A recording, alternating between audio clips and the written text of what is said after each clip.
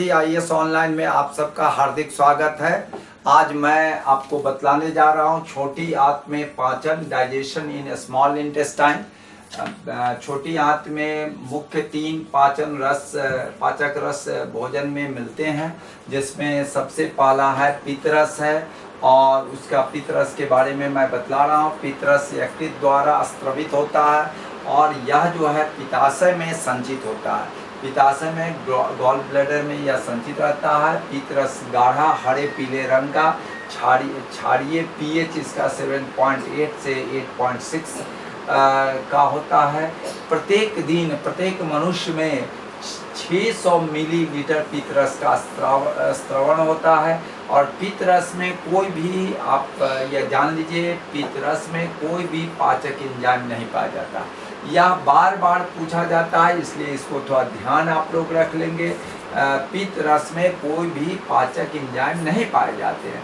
पित्तरस में पित्तवर्णक bilirubin, bilirubin वगैरह सब पाए जाते हैं। पित्तरस में उपस्थित 2 लवण सोडियम ग्लाइकोलेट और सोडियम टारोकालेट भोजन में उपस्थित वसा को जल के साथ मिलकर के छोटी छोटी बूंदे के रूप में तोड़ देता है, जिसको इमल्सिफिकेशन ऑफ फैट कहते हैं।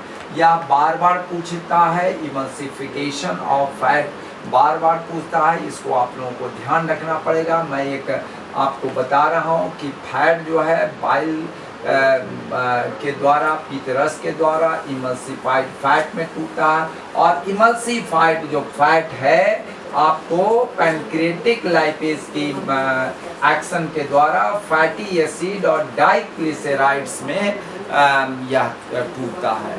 यह जो है इस फैटी एसिड और डाइग्लिसराइड्स में यह टूटता है, तो इसको आप ध्यान रखेंगे। फिर से मैं बता रहा हूँ, फैट जो है, फैट मीन्स आप जान ही रहे हैं, वसा जो है बाइल पित्तरस के द्वारा इमल्सिफाइड फैट में टूटता है। और इमल्सिफाइड फैट जो है पैनक्रियाटिक लाइपेज की मदद से फैटी एसिड का निर्माण करता है और डाइग्लिसराइड्स का निर्माण करता है। इसको आप ध्यान रखेंगे, बहुत बार पूछा जाता है, यह बहुत महत्वपूर्ण है, इसको आप ध्यान रखेंगे। ठीक है, मैं और आगे बढ़ रहा हूँ। वसा में घुलनशील विटामिन ए, डी, ई, के अवशोषण में भी पित्तरस की महत्वपूर्ण भूमिका होती है, यह ध्यान रखिएगा। यह पूछता है, वसा में घुलनशील विटामिन ए, डी, ई एवं के अवशोषण भी पित्तरस के रस की महत्वपूर्ण भूमिका होती है इसके अवशोषण में। तो आइए मैं नेक्स्ट आपको बता रहा, अग्न्याशय रस जो है पैनक्रियाटिक जूस है। अग्न्याशय रस हल्का क्षारीय होता है, जो अग्न्याशयी कोशिकाओं द्वारा स्त्रवित होता है। इसमें 98% जल होता है, 2% एंजाइम्स होता है। लवण में सोडियम बाइकार्बोनेट होते हैं। यह सोडियम बाइकार्बोनेट आगे आपको बहुत काम आएगा। मैं इससे संबंधित कई प्रश्नों की चर्चा करूंगा। इसमें कार्बोनेट, वसा, प्रोटीन सभी के पाचन के लिए पाचक एंजाइम्स उपस्थित रहते हैं, अतः इसे पूर्ण पाचक रस, कंप्लीट डाइजेस्टिव जूस कहा जाता है। यह आपको पीटी में बराबर पूछा जाता है। नेक्स्ट आपको बता रहे हैं, इसमें इमाइलेज, ट्रिप्सिन, काइमोट्रिप्सिन आपसे लेकर के लाइपेज, कार्बोक्सी पेप्टीज, ये सब एंजाइम्स इसमें पाए जाते हैं, इसको ध्यान रखेंगे। मैं थोड़ा सा एक बात बतलाना चाह रहा हूँ कि स्टार्च का पैनक्रियाटिक जूस, ये पैनक्रियाटिक जूस है, मीन्स अग्न्याशय का जूस है। पैनक्रियाटिक जूस के द्वारा अल्फा एमाइलेज के मदद से यह माल्टोज में टूटता है, माल्टोज का फॉर्मेशन करता है, आइसोमाल्टेज को करता है और अल्फा डेक्स्ट्रिन का। ये भी बराबर पूछा जाता है। यह पूरी आपको रिएक्शन को ध्यान देंगे।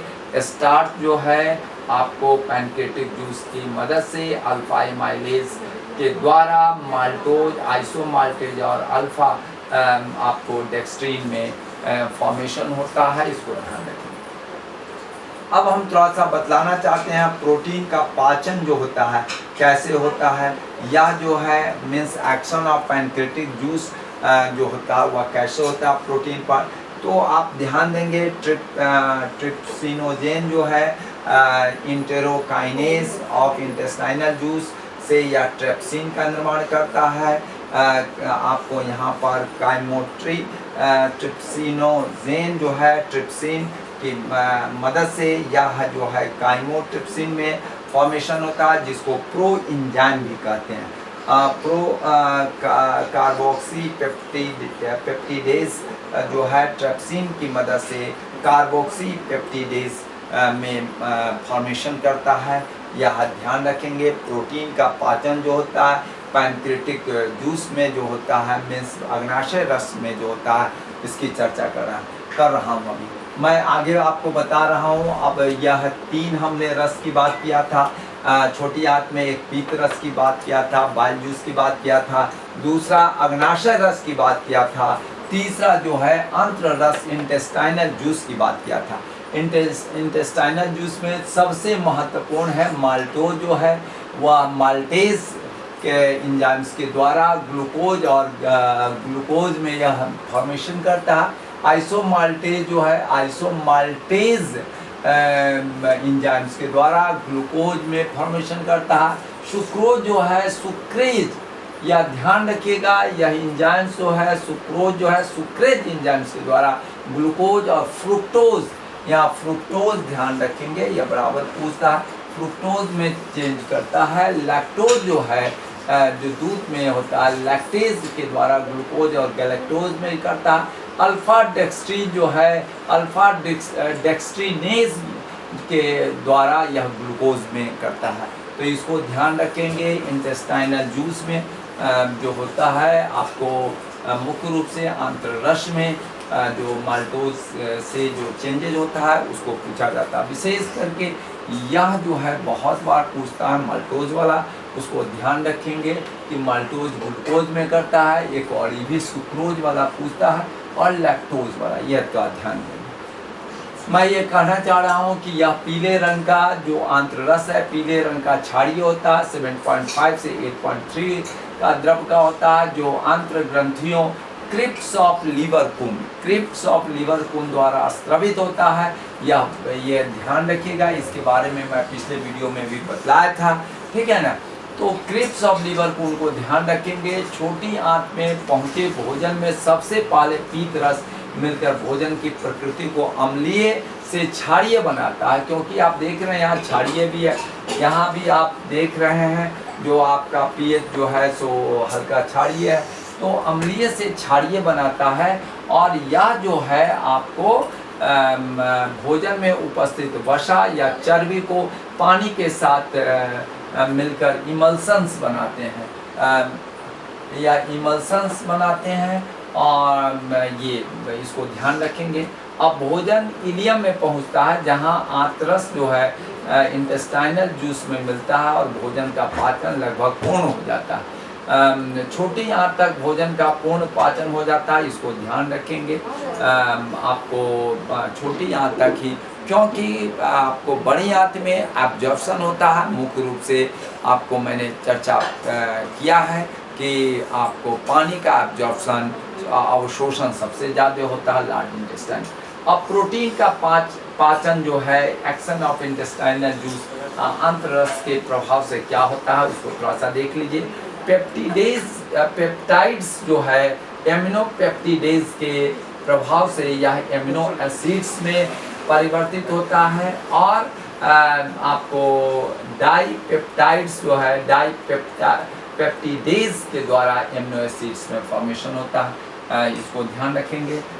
मैं आपको समरी बताने जा रहा हूँ। संक्षिप्त गैस्ट्रो इंटेस्टाइनल हार्मोन्स के बारे में थोड़ा चर्चा कर दे रहा हूँ कि गैस्ट्रीन जो है अमाशय में, ये आपका इसका सोर्स अमाशय है, टारगेट भी अमाशय है, और गैस्ट्रिक ग्रंथि को उत्प्रेरित कर आपको गैस्ट्रिक रस का श्रवण करता है।